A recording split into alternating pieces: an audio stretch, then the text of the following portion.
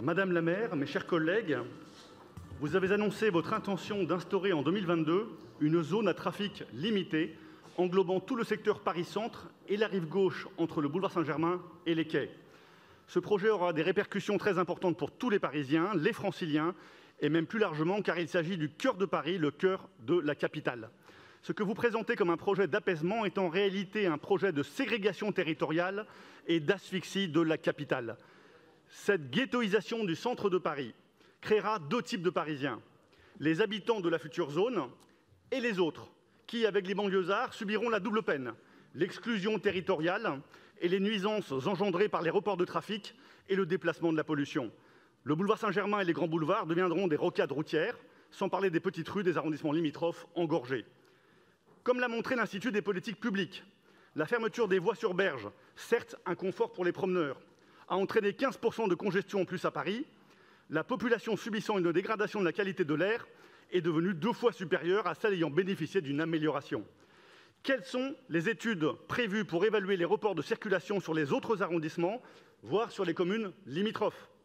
Si votre projet est la lutte contre la pollution et les nuisances sonores, pourquoi n'envisagez-vous pas d'ouvrir la future zone aux véhicules électriques?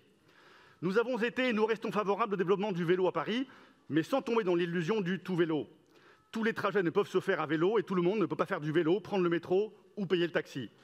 Ne faisons pas des personnes âgées et des familles avec de jeunes enfants les premiers exclus d'une politique trop dogmatique. Quelle garantie pouvez-vous apporter aux habitants de Paris-Centre qui ne doivent pas être empêchés de recevoir leurs amis et leurs familles, obligés de se déplacer en voiture? Cette mesure est aussi dangereuse pour le rayonnement et le dynamisme de la capitale. Paris est une ville-monde, une métropole européenne, un hub européen, la capitale administrative, économique et culturelle de la France.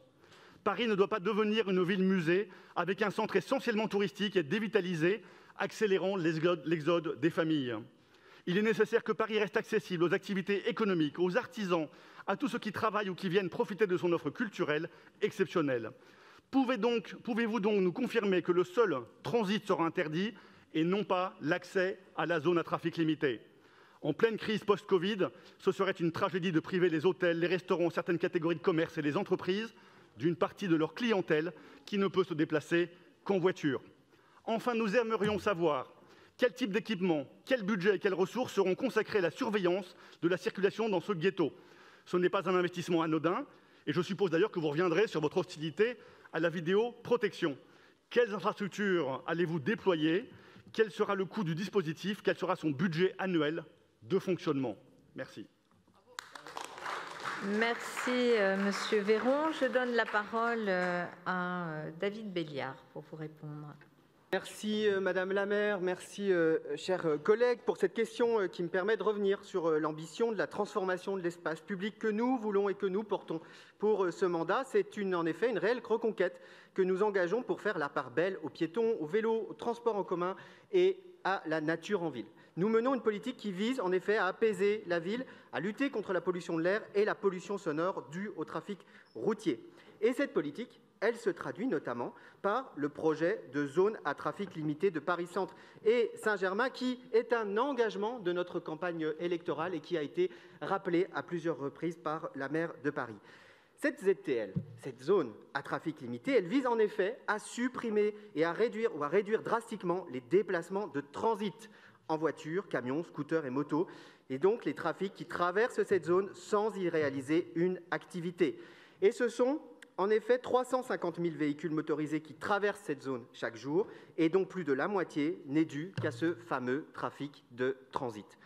Nous portons donc ici un projet d'apaisement du cadre de vie des riverains et des riveraines qui s'inscrit dans la droite ligne de la politique de réduction du trafic non essentiel que nous menons. Ce n'est d'ailleurs pas une exception parisienne, puisque des projets similaires ont déjà été menés dans les centres-villes de Madrid, Milan, Londres, Nantes ou Rome, et jusqu'à preuve du contraire, ces villes n'ont pas périclité. Bien entendu, ce dispositif prévoit de garantir des accès à la zone pour certaines catégories d'usagers, comme bien évidemment les résidents, les commerçants et leurs clients, les personnes à mobilité réduite ou encore les professionnels, et je vous le redis ici, comme nous l'avons dit à plusieurs reprises, notamment dans nos paroles publiques, les motorisés qui contribuent à la vitalité économique du centre de Paris et du quartier Saint-Germain pourront bien sûr continuer à y accéder. Alors le périmètre exact de ces ayants droit, leur régime d'autorisation, les systèmes à utiliser pour les obtenir, tout ça sera l'occasion d'être discuté dans les différents ateliers de concertation que nous menons actuellement, parce que oui, nous concertons sur les modalités de réalisation de cette zone à trafic limité. En outre, un travail est engagé avec les communes avoisinantes et l'ensemble des parties prenantes pour répondre aux besoins et aux impératifs de l'ensemble de celles et ceux qui peuvent être impactés par cette zone à trafic limité.